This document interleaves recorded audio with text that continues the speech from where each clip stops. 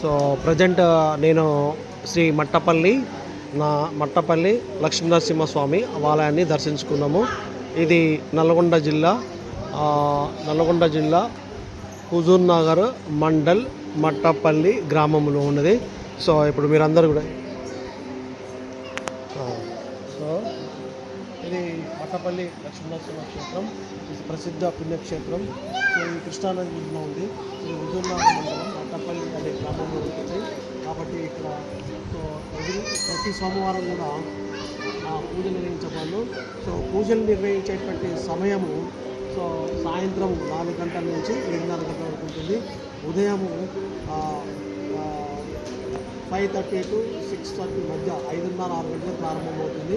So మళ్ళీ 1 గంటకు విరామం ఉంటుంది. 1 గంట నుంచి 3-4 గంటల వరకు సో ఆలయం మూసిపోతుంది.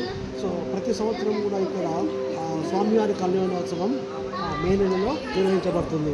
ఇప్పుడు మనము ఈ యొక్క గుడి యొక్క లోపల ప్రాంతం, సో ఇది మెయిన్ ద్వారము. సో ఈ మెయిన్ ద్వారానికి ఇక్కడ వచ్చేటువంటి భక్తురాళ్ళు ఇది ద్వారానికి వెళ్ళిపోతుంది. ఇక్కడ మనకి ఎస్పెషల్లీ ఆంజనేయ స్వామి విగ్రహం ఉంది. సో ఈ ఆంజనేయ స్వామి విగ్రహం స్వామివారికి ఎదురుగా ఉన్నది. సో ఇక్కడ అదేవిధంగా ఇక్కడ చూసినట్టయితే నెక్స్ట్ ఇప్పుడు మా మేడం గారు సో ఇక్కడ ఒకటి రాయి ఉంది. ఆ రాయి మీద మనము చేతులుగా పెట్టినట్టయితే నిదానంగా తిరుగుతాయంట. సో ఎంత నిదానంగా తిరిగితే భక్తుల కోరికలు అంత లేట్గా అవుతాయి. ఫాస్ట్గా తిరిగితే తొందరగా మన యొక్క కోరికలు నెరవేరబడతాయి. సో ఇది మట్టపల్లి లక్ష్మీనరసింహస్వామి క్షేత్రం. సో ఇది మట్టపల్లి లక్ష్మీనరసింహ క్షేత్రం. ఇది రెండో క్షేత్రం నల్గొండ జిల్లాలో. మొదటిది యాదగిరిగుట్ట ఉంది, అది భువనగిరి మండలం. సో ప్రసిద్ధ క్షేత్రాల్లో ఈ 2 మండలాలని. సో ఇదంతా కూడా ప్రసిద్ధి కృష్ణానది తీరాన ఉంది. సో చూద్దాం మరి ఈ కృష్ణానది తీరము ఎలా ఉందో చూపిస్తాను. ఒక నిమిషం చూడండి. ఇదంతా మెయిన్ ద్వారం.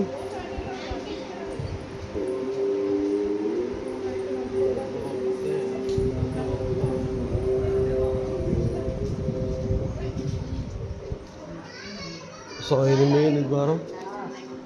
మెయిన్ ద్వారానికి ఉన్నది. ఇప్పుడు మనం చూస్తున్నాం ఇదంతా మెయిన్ ద్వారం. సో సింహద్వారం, భక్త మహాశులకు స్వాగతం. మెయిన్ ద్వారం ఇది.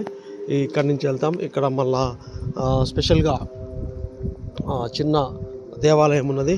చూడండి, ఇక చిన్న దేవాలయం ఇది. ఇప్పుడు ప్రజెంట్ ఇది మే నెల నేను ఎన్నో తారీఖు వచ్చానంటే ఇవాళ 26వ తారీఖు ఈ యొక్క దైవక్షేత్రం, మహాపుణ్యక్షేత్రం. సో ఇక్కడ చూసినట్టయితే దేవాలయంకు వెళ్ళే దారి ఉంది. ప్రజెంట్ మనం ఎక్కడ చూస్తున్నామంటే బయటికి వెళ్ళే దారి చూపిస్తున్నాం. చూడండి, ఇది మెయిన్ గోపురం. ఈ మెయిన్ గోపురం నుంచే మనము దేవాలయంలోనికి ప్రవేశించవలను. సో కృష్ణానది ఇక్కడ చూసినట్టయితే కృష్ణానది ఇప్పుడు నేను చూపిస్తున్నాను. కృష్ణానది ఇది ఒక పవిత్రమైనటువంటి నది. ఇది మహాబలేశ్వరంలో పుట్టి సో కర్ణాటక, మహారాష్ట్ర, తెలంగాణ, ఆంధ్రప్రదేశ్లో నుంచి బంగాళాఖాతంలో వస్తుంది. చూడండి ఎంత చక్కగా ఉందో ఈ ఆలయం మొత్తం కూడా. చూడండి, ఇది ప్రసిద్ధ పుణ్యక్షేత్రం. సరే, చాలా మహిమగల పుణ్యక్షేత్రం ఇది. కృష్ణానది పరివాహక ప్రాంతంలో ఉంది. దాదాపుగా వర్షాకాలంలో జూలై, ఆగస్టు మాసంలో వరద తీవ్రత ఎక్కువగా ఉంటుంది. ఈ పులిచింతల యొక్క బ్యాక్ వాటర్ ఇక్కడ ఉన్నటువంటి నీళ్ళ వల్ల ఉంటుంది. ఇది సాధారణంగా ఈ ఘాటు మూసివేయబడది. చూపిస్తాను చూడండి.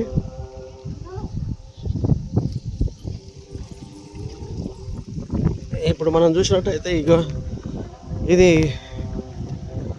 కృష్ణానది బ్యాక్ వాటరు మన లక్ష్మీనరసింహ దేవాలయంలోకి ప్రవేశిస్తుందని ఇక్కడ చుట్టూ కూడా గోడ కట్టింది. ఈ గోడ మొత్తం కూడా ఈ గోడకి ఆ కట్టు వరకు నీళ్లు వస్తాయి వర్షాకాలము. సో గేట్లు ఫుల్గా వేసినప్పుడు కృష్ణానది పరివాహక ప్రాంతం భారీగా వరద నీరు వచ్చినప్పుడు సో ఆ కట్టు వరకు వస్తాయి. కాబట్టి అందుకనే ఏం చేస్తారంటే కృష్ణా రివర్ బోర్డు ఈ యొక్క మట్టపల్లి లక్ష్మీనరసింహస్వామి ఆలయం చుట్టూ కూడా ఒక భారీ గోడ నిర్మించడం జరిగింది. సో ఇప్పుడు ఇది మే నెల అయినప్పటికీ కూడా చాలామంది విజిట్ చేస్తున్నారు. సో చూద్దాం మరి ఇదంతా కూడా ఇక్కడ ఒకటేటువంటి మనకు రూమ్లు ఉన్నాయి. సో ఎవరైనా మానసిక ప్రశాంతత లేకపోతే సో ఈ రూమ్లు కిరాయికి ఇవ్వబడుతుంది. సో మనకు ఎలాంటి దోషం జరిగినా కార్యాలయం ఎదురుగా కార్యాలయం ఈ రూమ్లన్నీ కూడా ఇక్కడ వచ్చేటువంటి భక్తులకు ఎవరైతే మానసిక ప్రశాంతత లేని వాళ్ళకి మనకి కిరాయికి ఇస్తారు. ఇందులో మనం ఉండొచ్చు, మన మనసు ప్రశాంతంగా ఉన్నప్పుడు మళ్ళీ దీన్ని మనం కాల్ చేసి వెళ్ళాలి. ఇది లక్ష్మీనరసింహస్వామి దేవాలయం. సో ఇది మహాపుణ్యక్షేత్రం. దయచేసి నా యొక్క ఛానల్ని సబ్స్క్రైబ్ చేసుకోవాలని మనం చేస్తున్నాం.